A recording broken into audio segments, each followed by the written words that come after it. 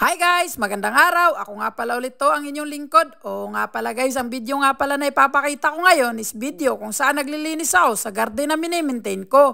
O nga pala guys, ipinagkatiwala na nga pala sa akin yan ng amo ko. Bago nga pala ako pumasok sa amo na to, may naabutan akong mag-asawa na nagtatrabaho dito at nagme-maintain ng garden nila. At nung malaman nga niya guys na marunong ako sa garden, hinayaan niya ako na ako ang gumawa sa lahat ng gawain dito. Maliban nga pala sa pag-garden guys, ako din ang naglilinis ng fish pan niya.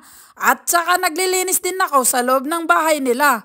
Oo nga pala guys, maiba tayo. Bilang OFW dito sa Hong Kong, makikita mo talaga kung gaano kasipag ang mga Pilipino.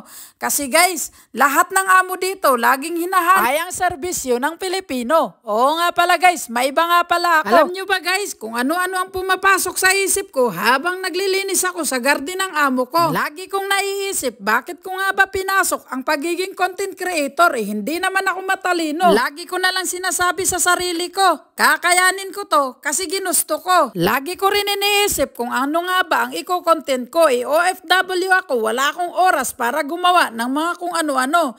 Oo nga pala guys, ang naiisip ko na lang, kung ano lang talaga ang tunay na ako, yun ang ipapakita ko. Kung ano ang mga ginagawa ko sa mga araw-araw sa buhay ko. At may mga kaibigan din ako, nagsasabi sa akin na ituloy mo lang yan kasi may potential ka. Pero alam nyo ba guys, lagi kong naiisip, ano bang potential ang nasasabi nila? Wala akong nakikita sa sarili ko. Kaya nga guys, nagtitiwala na lang ako sa mangilan-ngilan nagsusuporta sa akin. Kaya tinutuloy-tuloy ko na lang ang pagiging content creator ko. Kaya sa mga sumusuporta sa akin dyan, salamat. Sana hindi nyo ako iwanan at dumami pa kayo. Minsan nga rin guys, naiisip ko, bakit ko nga ba pinasok ang pagbo-voice over? Wala naman ako masyadong masasabi sa inyo kasi hindi naman ako magaling sa pagsasalita. At isa pa guys, hindi ko inaaral ang mga sinasabi ko sa inyo. On the spot talaga to, kung ano ang lumabas sa bibig ko, yun na yung sinasabi ko. Inuulit ko na lang minsan pag nagkakamali ako at hindi ko nagustuhan ang mga sinasabi ko. Kasi nga guys, kung ano-ano na lang ang pumapasok sa isip ko, na baka kung ano ang sabihin nyo. Pero guys, ready na ako. Kung ano man ang sabihin nyo sa mga pagkakamali ko, tatanggapin ko yun. Kasi nga guys, yun ang inaaral ko sa panahon ngayon.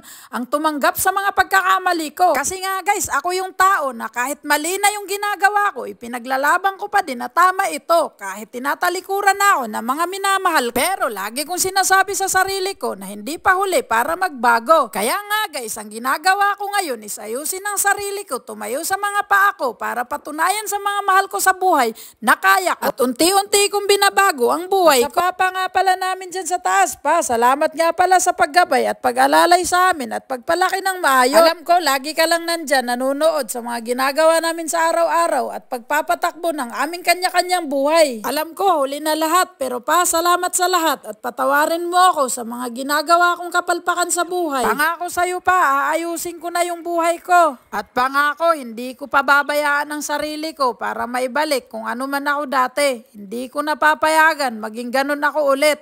Salamat nga pala pa, hindi mo ako pinabayaan. Lalo na nung kinaharap ko lahat ng pagsubok ko sa buhay. Pa, salamat, ikaw ang naging tatay ko. At salamat na rin sa inyo ni Mama pa, binigyan nyo kami ng panganay, napaka-responsable at napakabuting tao. Oo nga pala guys, dito na matatapos ang voice over ko. Wala na rin kasing maisip yung utak ko Guys, kaya salamat sa suporta, salamat sa panonood ng video ko. Sa susunod ulit guys, salamat! Ulit guys, Timbal here, bye, until next time.